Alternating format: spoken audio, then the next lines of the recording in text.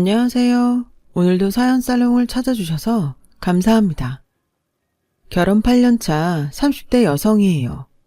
어린 시절 동화책을 보면서 의문이 들었던 부분이 있어요. 공주들은 왜 하나같이 백마탄 왕자를 기다리고만 있을까 하는 거였죠. 그렇게 왕자를 만나고 싶다면 직접 백마를 타고 왕자를 찾아 나서면 될 일인데 말이에요. 거기다 여자의 성공을 마치 배경 좋은 왕자를 만나 왕비가 돼야 완성되는 것처럼 그린 것도 불만이었어요. 내 힘으로 이룬 성공이 아니라 잘 차려진 남의 인생에 편승해 놓곤 마치 그게 성공인 양 뿌듯해하는 게 제 입장에선 이해가 안 됐거든요. 이런 제게 어른들은 그러셨죠. 여자는 자고로 운실 속 화초처럼 남편 사랑받으며 조신하게 자라야 하는데 너처럼 기 세고 자기 주장 강하면 평생 고생하고 살게 돼. 마치 저주라도 내리듯 말이에요. 그럴 때마다 제 편이 되어준 건 둘째 이모였어요. 말도 안 되는 소리 하지 마세요. 여자가 남자 소유물이에요. 뭘 조신하게 남편 사랑에 기대 살라는 거예요. 자기 능력 펼치며 당당하게 자기 인생 살 생각을 해야지. 그럴 때마다 어른들은 말하셨죠. 그러니 네가 결혼을 못했지. 당시 이모는 40이 다 된 나이에도 결혼을 안 하고 혼자 살고 계셨어요. 하지만 어른들의 야유와 달리 제 눈엔 그런 막내 이모가 저희 엄마나 결혼한 다른 이모들보다 행복해 보였어요. 열심히 번 돈으로 휴가 때마다 여행도 다니고 수영, 스키며 라틴 댄스에 스킨스쿠버까지 취미생활로 하는 모습이 훨씬 멋져 보였거든요. 무엇보다 시간을 온전히 자신을 위해 활용하는 모습이 그렇게 부러울 수가 없었어요. 남편과 자식 때문에 정작 자신의 삶을 돌보기 힘들었던 엄마나 주변의 기혼 여성들과 달랐으니까요. 막내 이모는 종종 제게 그러셨어요. 인생은 속도가 아니라 방향이야. 남들과 같은 길로 빨리 간다고 네가 행복해지는 건 아니거든. 어떤 방향으로 가는지에 따라 내 삶의 행복이 결정되는 거야. 그러니까 남들처럼 사는데 급급하지 말고 네가 어떤 방식으로 살 건지 진지하게 생각해보고 살아. 이모의 그 말은 중학생이던 제 인생에 큰 영향을 주었어요. 안 그래도 남들과 다른 길을 가는 걸 실패자나 패배자가 되는 것처럼 치부해서 원치 않음에도 남들과 같은 길로 가길 강요받는 게 불편했거든요. 그러던 차에 내 생각을 지지해주는 아군을 만난 것 같아서 든든했어요. 물론 저희 엄마는 제가 이모처럼 될까봐 걱정하셨지만요. 그날 이후 저는 제 인생을 나답게 사는 게 뭔지 고민하며 살게 됐어요. 남들이 한다고 해서 무작정 따라할 게 아니라 내 성향에 맞는지, 그걸 해서 내가 정말 행복할지를 먼저 생각하고 행동하게 되었죠. 그런 상황이 반복되다 보니 어느새 대학생이 될 무렵부터는 어느 정도 제 인생에 대한 방향이 잡혀갔고 약간의 확신도 생겼던 것 같아요. 그리고 그 무렵 한 남자를 알게 됐죠. 지금의 제 남편 말이에요.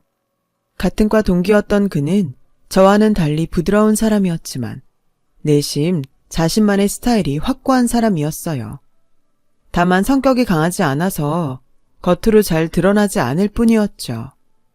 제가 보기에 남편은 온화한 성격 탓에 자신보다 타인의 감정을 먼저 배려해 주느라 주변 사람들한테 상처받는 것 같았어요. 사람들은 되게 배려심 많은 사람한테 막대하는 경향이 있잖아요. 착하고 거절 잘 못하면 호구로 보고 이용하려는 나쁜 습관이요. 반면 저처럼 성격도 강하고 섣불리 건드렸다간 뼈도 못 추릴 것 같은 사람한테는 뒤에서 욕을 할지언정 앞에서는 함부로 못하고요. 그런 면에서 남편은 피해자였어요.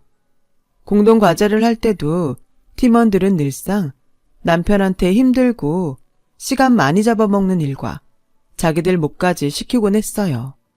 저라면 참지 않고 균등하게 과제를 배분하자고 따질 텐데 남편은 알고도 묵묵히 받아들이더군요. 그 모습이 딱하기도 하고 한심하기도 해서 하루는 남편한테 따져 물었어요. 공동과제라 조원이 모두 같은 점수를 받는데 왜 네가 다른 사람들 몫까지 떠맡아서 하니? 억울하지도 않아? 애들이 그러자고 해도 싫다고 해야지. 넌 입도 없냐? 왜 싫다고 말을 못해? 자기 일을 떠넘기는 애들도 나쁘지만 매번 이런 상황을 받아들이는 너도 잘못이야. 그러니 애들이 너를 호구로 알고 더 부려먹는 거 아니냐고. 나도 모르게 화를 내버렸지 뭐예요. 그러자 남편이 빙그레 웃으며 조용히 제게 그러더라고요. 팀원 5명 중에 알바하는 사람이랑 너랑 나를 제외하고 3명이야. 걔들은 시간이 부족할 것 같아서 가급적 시간이 많은 내가 조금 더 해도 되겠다고 생각했어. 친구끼리 그 정도 처지는 봐줄 수도 있는 거잖아. 그럼 알바도 안 하는 내 몫까지 네가 더하는 이유는 뭔데? 그러자 남편 얼굴이 붉어졌어요. 그리고는 수줍게 말하더군요. 그야, 네가 힘든 걸 보느니 내가 대신하는 게 마음 편하니까 그렇지. 그게 말이 되냐? 네가 내 부모도 아니고 왜 나 힘든 것까지 따져? 혹시 너 나 좋아하냐? 그저 별뜻 없이 던진 말이었는데 이어진 남편의 말에 깜짝 놀랐어요. 몰랐어? 나 너 좋아한 지 오래됐어. 맙소사. 전 정말 몰랐거든요. 생각지 못한 남편의 대답에 저는 그만 말문이 막혀버렸어요. 그동안 제 자신의 감정에만 충실했지 타인의 마음을 들여다볼 생각은 못하고 살았거든요. 그런데 남편의 고백을 듣고 보니 그제야 그동안 남편이 했던 행동들이 퍼즐 조각처럼 맞아 들어가더라고요. 시험철에 자리 잡기 힘든 도서관에 매번 자리가 났다고 저를 불렀던 것과 제가 보고 싶어 했던 영화에 공짜표가 생겼다고 저를 불러냈던 일 등 그동안 눈치를 못 챈 제가 이상할 정도였죠. 그제야 나야말로 이 남자의 호의를 너무도 당연하게 받아들이고 있었구나 생각하니 미안해졌어요. 그러자 남편은 작정한 듯 그동안 제게 못했던 말을 털어놓더라고요. 이렇게 고백하게 될 줄은 몰랐지만 이왕 이렇게 된 거 솔직히 말할게. 나 너 많이 좋아해. 내 마음이 부담된다면 미안하다. 남편의 고백에 잠시 어리둥절했지만 그렇다고 생각도 안 해본 남자랑 덥석 사귈 수는 없었어요. 그래서 거절했죠. 마음은 고맙게 받겠지만 난 너한테 이성으로서 관심이 없다고 말이죠. 의외로 남편은 제 뜻을 의연하게 받아들였어요. 그리고는 제 뜻을 존중한다며 알겠다고 하더라고요. 그날 이후 남편은 전과 다를 바 없이 저를 친구로서 대해주었어요. 그런데 저는 그게 안 되더라고요. 멀리서 남편이 걸어오기만 해도 마음이 쓰이고 남편이 다른 여자들과 함께 있으면 불안하고 자꾸 짜증이 났어요. 매일 봐왔던 남편 얼굴이 자꾸 잘생겨 보이기도 하고 남편이 곁에 없으면 허전하고 그랬어요. 하루는 이모랑 점심을 먹으면서 이 얘기를 했더니 이모가 그러더라고요. 뭘 고민해. 그 친구한테 가서 좋아한다고 고백하면 되지. 이모, 나 걔랑 그런 사이 아니거든? 그냥 걔가 나 좋아한다니까 신경이 쓰여서 그런 것뿐이야. 고백? 말도 안 돼. 고백은 무슨. 말은 그렇게 했지만 찔리긴 했어요. 감춰둔 제 마음을 대번에 들킨 것 같아서 쑥스럽기도 했고요. 그런데 겨울방학을 앞둔 어느 날 남편한테 문자가 왔지 뭐예요. 학교 앞 호프집에서 만나자고요. 그래, 한국 사람은 삼세판이지. 한번 거절당했다고 물러나면 쓰나. 이번에 고백받으면 못 이기는 척 그냥 받아줘야겠다. 1월 심산으로 저는 한껏 꾸미고 약속 장소를 향했어요. 그런데 뭐? 군대 영장이 나왔다고? 약속 장소에 가보니 과 동기들이 다 모여있더라고요. 남편이 군입대를 앞두고 동기들을 모두 부른 거였죠. 그것도 모르고 저는 김칫국만 퍼마신 꼴이지 뭐예요. 창피한 마음 반, 서운한 마음 반으로 저는 금방 취해버렸어요. 그리고는 구석에 앉아 괜히 남편을 얄궂게 노려봤어요. 때마침 호프집 안에는 김광석의 이등병의 편지가 흘렀고 그 노래 탓인지 눈물이 뚝뚝 떨어졌죠. 혹여 그 모습을 다른 사람들한테 들킬까봐 서둘러 호프집을 나와버렸어요. 그리고는 간다는 말도 않고 그 길로 집으로 돌아와 버렸어요. 그날 이후 며칠을 침대 위에서 비비적대며 지냈어요. 그렇게 한 일주일이 지났을까요? 남편한테 문자가 왔더라고요. 나 지금 훈련소 들어가. 그동안 네 덕분에 행복했다. 아프지 말고 건강하게 잘 지내. 남편의 문자에 참았던 눈물이 쏟아져 내렸어요. 그리곤 이렇게 떠나보내면 안 될 것 같다는 생각이 들었죠. 그래서 연신 눈물을 닦아내며 단문을 보냈는데 하필 이 꼴이 됐지 뭐예요. 나 사실 말 못했지만 너 정말 야해. 이 말 꼭 하고 싶었어. 이런 네가 싫다 정말. 오타 장렬이었어요. 오타를 발견했을 땐 이미 문자가 전송된 후였고 당연히 남편한테는 답장이 오지 않았어요. 결국 저는 남편이 훈련소에 들어가는 마지막 순간까지 남편 가슴에 못을 박은 셈이었죠. 그렇게 우울한 겨울방학이 지나고 2학년이 된 저는 1년간 붙어 다녔던 남편의 빈자리를 새삼 느끼며 자발적 아웃사이더로 살았어요. 제게 말을 거는 친구도 없고 저 역시 누구에게도 말을 걸지 않았어요. 그렇게 시간은 흘러 4학년이 되었어요. 학점 따랴, 취업을 위해 스펙 쌓으랴, 눈코 뜰 새 없이 바쁜 나날이 이어졌고 그러는 사이 남편은 까맣게 잊었어요. 그러다 대기업 인턴 사원 모집 요강을 받으러 과 사무실에 들렀다가 제대한 남편과 만나게 된 거예요. 서로 반가운 표정이었지만 선뜻 먼저 말을 건네지는 못했어요. 아무래도 끝이 좀 그랬으니까요. 그래서 눈인사만 나누고 돌아서려는데 남편이 그러는 거예요. 잘 지냈어? 요즘 취업 때문에 바쁘지? 나 복학했어.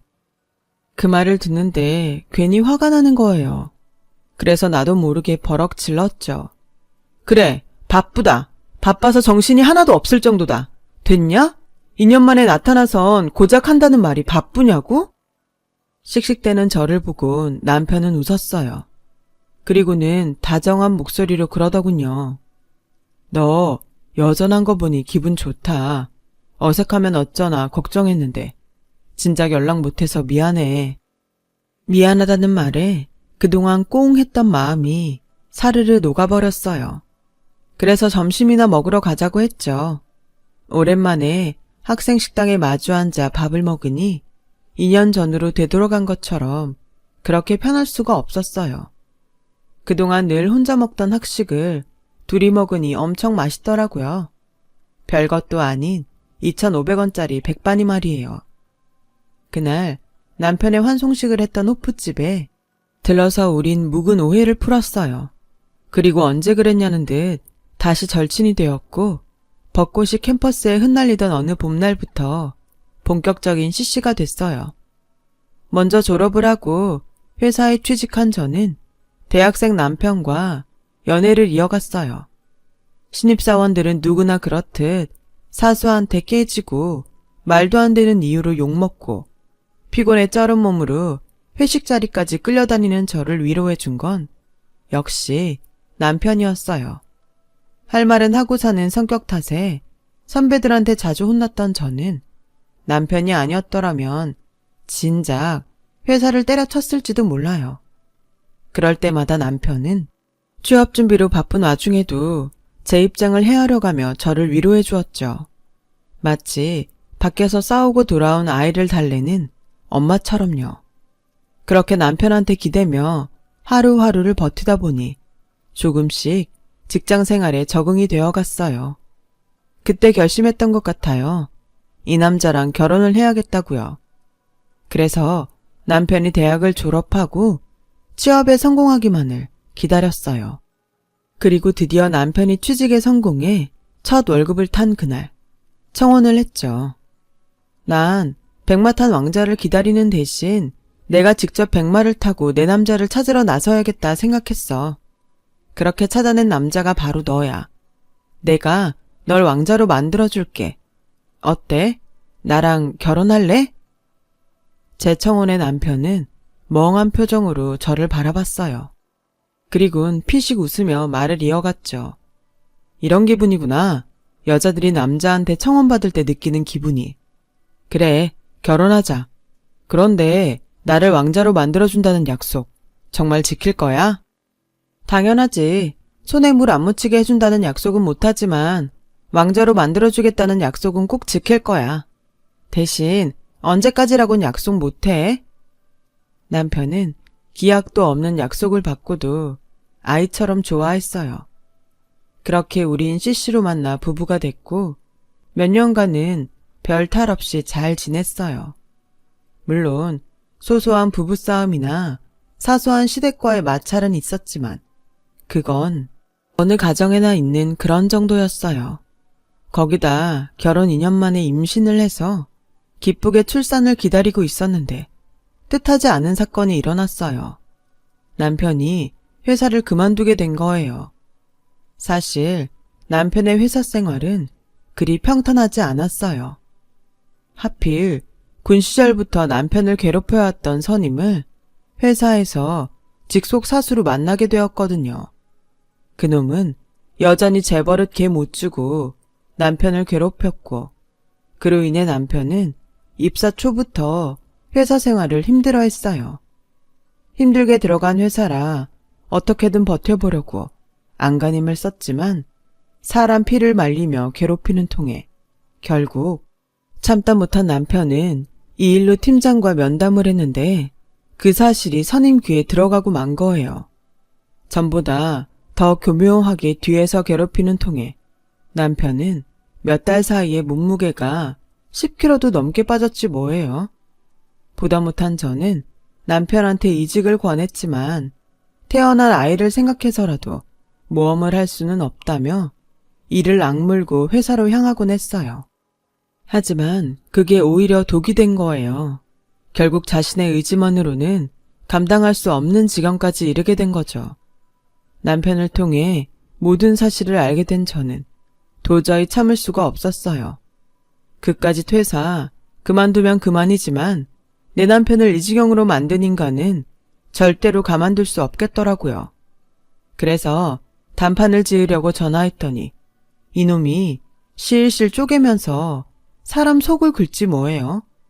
제 남편이 멍청해서 일을 좀 가르쳐준 것뿐인데 여편네가 집에서 살림이나 할 것이지 남편 직장 상사한테 바락바락 대든다고 말이에요. 그래서 거두절미하고 제 남편한테 사과하라고 했더니 끊어버리더라고요. 어찌나 열이 뻗치던지 참을 수 없어서 반차를 내고 남편 회사로 달려갔어요. 로비에 선임 이름과 직급을 대고 방문 신청을 했더니 글쎄 그놈이 로비에서 기다리라는 거예요. 해서 기다렸는데 퇴근 시간이 지나도록 나오질 않는 거 있죠. 로비에서는 못 들여보내준다지 놈은 코빼기도 안 보이지 하는 수 없이 저는 무거운 몸을 이끌고 집으로 왔어요. 방 안에 틀어박혀 다 죽어가는 남편을 보니 피가 끓어서 못 참겠더라고요. 그래서 그날 밤 남편 사증을 이용해 사내 익명 게시판에 선임에 대한 글과 저와 통화했던 녹취록을 올렸어요. 누가 들어도 선임이 누구인지 알 수 있을 정도로 명확하게 적어서요. 그랬더니 다음날 아침 바로 제게 전화를 했더군요. 업무가 바빠서 약속을 깜빡했다며 게시판 글 좀 내려달라고요. 그래서 게시판에 공개 사과문 올리고 내 남편한테 직접 사과하라고 했어요. 처음엔 사과는 할 테니 공개 사과문은 못 올리겠다고 뻗대다가 제가 소송을 걸겠다고 하니 바로 꼬리를 내리곤 사과문을 올렸더라고요. 그리고 그날 밤 저희 집으로 찾아와선 남편한테 무릎 꿇고 사과했어요. 하지만 그런다고 이미 상처 입은 남편의 마음은 나아지지 않았어요. 휴가가 끝나면 다시 회사에서 그 인간을 봐야 한다는 생각만으로도 발작을 일으킬 정도였죠. 돈도 돈이지만 이러다가 내 남편이 먼저 죽을지 모른다는 생각에 겁이 나더라고요. 그래서 고심 끝에 결단을 내렸어요. 자기야, 난 남들과 똑같이 살 필요는 없다고 생각해. 남자가 돈 벌어서 가족을 부양해야 한다고 누가 그래? 상황에 따라선 남자가 육아랑 살림을 맡고 여자가 돈을 벌어도 되잖아. 그래서 말인데 당신이 육아랑 살림을 좀 맡아주면 안 될까? 출산휴가 끝나면 나도 다시 복직해야 하는데 우리 엄마가 무릎협착증 때문에 애를 못 봐주신다고 그러네. 어머님은 아가씨네 애 봐주시고 있고 그렇다고 시설에 맡기기에는 아직 너무 어려서 걱정도 되고 말이야. 자기야, 한번 생각 좀 해주라. 처음엔 선뜻 하겠다는 말을 안 턴 남편은 아내 대신 육아를 맡고 있는 남편들이 운영하는 블로그며 카페를 찾아보고는 며칠 뒤에 한번 해보겠다고 하더라고요. 그래서 일단 남편한테 회사에 사직서를 내라고 말했어요. 그리고 한 달 뒤 저는 출산을 했고 남편은 육아와 살림을 도맡아 하게 되었어요. 처음엔 모든 게 서툴던 남편은 꼼꼼한 성격을 10분 발휘해 저보다도 완벽하게 육아와 살림을 해나갔어요. 그리고 3개월 뒤 저는 다시 회사에 복직을 하게 되었죠. 그런데 큰 산을 넘고 드디어 평온을 찾았다 생각할 무렵 생각지도 못했던 일이 터지고 만 거예요. 연락도 없이 우리 집을 찾았던 신우가 남편이 애를 업고 청소기를 돌리는 모습을 보고는 시어머니한테 달려가 고자질을 했던 모양이에요. 거기까지는 참을 수 있어요. 그런데 눈으로 본 상황만 전달한 게 아니라 있지도 않는 말까지 덧붙이는 바람에 시댁에 난리가 났지 뭐예요. 그런데 웃기는 건 신우이한테 그런 얘기를 들었으면 저나 남편한테 확인을 하면 될 일을 생뚱맞게 점집을 찾아가 무당한테 물었다지 뭐예요. 이게 말이나 되는 일인가요? 아무튼 무당 말이 저희 집에 우환이 끼었다고 비방용 부적을 써주더래요. 이런 상황을 몰랐던 우리 부부는 주말에 이불 빨래를 하려고 커버를 벗기다가 제 베개에서 떨어진 부적을 보곤 이게 도대체 어떻게 된 일인가 한 거죠. 며칠 전에 어머님이 낮에 집에 들렀다 가신 일이 생각난 남편이 시댁에 전화를 걸었고 그제야 사건의 전말을 전해 듣게 된 거예요. 그때까지만 해도 우리 부부는 그 일을 그냥 웃고 넘겼는데 다음날 어머님과 시누이가 집으로 왔더라고요. 어머님이 다짜고짜 부적은 어딨냐고 물으시길래 물에 젖어서 버렸다고 했더니 대뜸 제 뺨을 치시지 뭐예요. 순식간에 일어난 일이라 저도 남편도 눈이 동그래지고 말았어요. 엄마, 지금 뭐 하는 거예요? 남편이 화를 내자 시누이가 끼어들어 저 들으란 듯 소리쳤어요.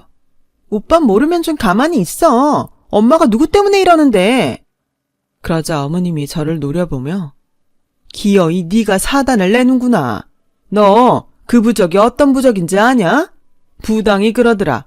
네가 하도 기가 세서 내 아들이 하는 일마다 실패하고 시름시름 앓게 된다고. 너 기 안 누르면 내 아들이 죽을지도 모른다는데 그럼 애미가 돼서 손 놓고 가만히 있어야겠냐? 그래, 네 기 좀 누리려고 써온 부적이다. 내 아들 살리려고. 근데 네가 그걸 버려? 100만 원이나 주고 산 귀한 부적을? 그러자 시누이가 한마디 거들었어요. 그러게 무당 말대로 집에 들이지 말아야 할 걸 들여서 이 사단이지. 때리는 시어미보다 말리는 시누이가 더 밉다고 시누이 말에 뚜껑이 확 열리더라고요. 그래서 따져 물었어요. 들이지 말아야 할 거요? 지금 저 들으라고 하는 소리예요? 왜요? 내 말이 틀렸어요? 솔직히 우리 오빠 이날 이때까지 수년간 몸무게 변화 없이 살아온 사람인데 언니랑 살고부터 저렇게 살 빠진 거 봐요. 내가 이런 말 안 하게 생겼나? 언니가 오직 집에서 잡았으면 피골이 상접했겠냐고요. 어디 그뿐인가? 친정에 애 맡기면 될 거를 멀쩡히 회사 다니는 우리 오빠 집에 앉히고 언닌 밖으로 놔두는 거잖아요. 그래놓고 지금 말이 나와요? 길게 말할 거 없다. 네가 버렸으니 당장 가서 네 돈으로 다시 받아와. 하다 지 남편 좀 살려보겠다고 받아온 부적을 쓰레기통에 쳐넣는 년은 처음 본다. 아주 고약한 년 같으니라고? 내 손녀가 너 닮을까봐 걱정이다. 더는 못 참겠다 싶어서 한마디 하려는데 남편이 자리를 박차고 일어나 서랍에서 서류 뭉치를 꺼내 바닥에 던졌어요. 자, 보세요. 제 정신과 진단서예요. 제가 회사를 그만둔 이유가 다 적혀 있으니 똑똑히 보시라고요. 이래도 이 사람 탓을 할 수 있는지. 이 사람 기가 세서 제가 이렇게 망가진 거라고요? 웃기지 말라 그래요. 저요, 이 사람 아니었으면 진작에 죽었을 거예요. 다 죽어가는 사람 살려서 멀쩡하게 만든 사람이 바로 이 사람이라고요. 만삭의 몸으로 남편 괴롭힌 직장 상사한테 찾아가서 사과문 쓰게 한 것도 이 사람이고, 그 놈을 내 앞에 무릎 꿇린 사람도 이 사람이고, 회사에서 숨조차 쉴 수 없었던 제게 자기가 벌어서 먹여 살리겠다고 사표 내라고 말해준 사람도 바로 이 사람이라고요. 엄마는 어땠어요? 내가 군대에서 선임한테 괴롭힘 당하고 힘들어할 때 제 정신이 나약해서 그런 거라고 오히려 제 탓으로 돌리셨죠? 정신력만 강하면 뭔들 못 이기겠냐고 다 제 잘못이라고만 했잖아요. 제대하고 반년 동안 내가 집에서 숨어 지낸 거 알면서도 모른 척 했으면서. 하지만 이 사람은 달랐어요. 내 탓이 아니라 날 괴롭힌 선임이 잘못한 거라고. 그러니까 숨지 말고 맞서 싸우자고 내 손을 잡아준 유일한 사람이라고요. 그런 사람한테 엄마가 무슨 자격으로 손찌검을 해요? 엄마가 왜요? 민정이 너도 마찬가지야. 네가 뭔데 내 아내한테 함부로 짓거려? 경고하는데 앞으로 내 아내한테 함부로 굴지 마. 만약 또다시 그러면 내가 절대 용서 안 해. 그게 누구든 간에. 그러니까 두 사람 내 아내한테 사과하세요 당장. 서슬퍼런 남편의 기세에 어머님과 시누이는 꼬리를 팍 내린 채 제게 사과를 했어요. 그리고 그날 이후 시댁 식구 그 누구도 제게 함부로 하는 사람이 없었어요. 그날 태어나서 처음 소리치며 화를 낸 남편은 그날 이후 표정이 확 달라져선 전과 달리 기분이 좋아 보였어요. 늘 참고 속으로만 삭히고 살았는데 그렇게 소리를 지르고 보니 속이 뻥 뚫리는 것 같은 게 다시 태어난 기분이라나요? 남편의 상담 선생님도 남편의 변화를 보고는 무척 반기시며 자주는 아니래도 화가 나면 밖으로 표현을 하는 게 정신건강에 도움이 된다고 하더래요. 그런데 늦바람이 무섭다고 평생 처음 화를 내보고 신이 난 남편은 전과 달리 감정에 솔직해졌어요. 저보다도 더요. 그 바람에 오히려 제가 속에 사리가 생길 판이라니까요. 아, 그리고 남편을 괴롭혔던 선임 말이에요. 제 남편한테 했던 일이 회사에 쫙 퍼지는 바람에 승진도 막히고 회사에서 따돌림까지 당하게 돼서 결국 회사를 나갔다더라고요. 그러게 인생 똑바로 살았어야죠. 다 자업자득이에요. 그리고 제 남편은 꼼꼼한 성격대로 블로그에 딸아이 육아일지와 딸에게 보내는 편지를 올렸다가 출판사 관계자 눈에 띄어서 출판 제의를 받게 되었어요. 덕분에 남편은 작가로서 제2의 인생을 꿈꾸게 되었죠. 결혼 후 지난 4년간 커다란 고비를 2개나 넘은 우리 부부는 전보다 조금 더 단단해진 것 같아요. 시련이 사람을 단단하게 만드나 봐요. 앞으로 살면서 얼마나 큰 시련을, 얼마나 더 겪어야 할지는 모르겠지만 지금 같아서는 충분히 이겨낼 수 있을 것 같아요. 아무리 거센 시련이 닥쳐도 내 남편은 내가 지켜줄 자신이 있거든요. 내가 직접 백마 타고 나서서 고른 나만의 왕자님이니까요. 정작 하는 일은 신데렐라급이지만요. 그래도 약속대로 언젠가는 제대로 된 왕자가 될 날도 오겠죠 뭐. 남편은 기대도 안 하지만 말이에요. 지금까지 제 사연을 들어주셔서 감사드립니다. 모든 분들 활기찬 하루 되시고 항상 건강 조심하세요. 여러분, 사연 댓글에 응원과 현명한 조언 부탁드려요. 좋아요와 구독은 저에게 큰 힘이 됩니다. 오늘도 좋은 일 가득하세요.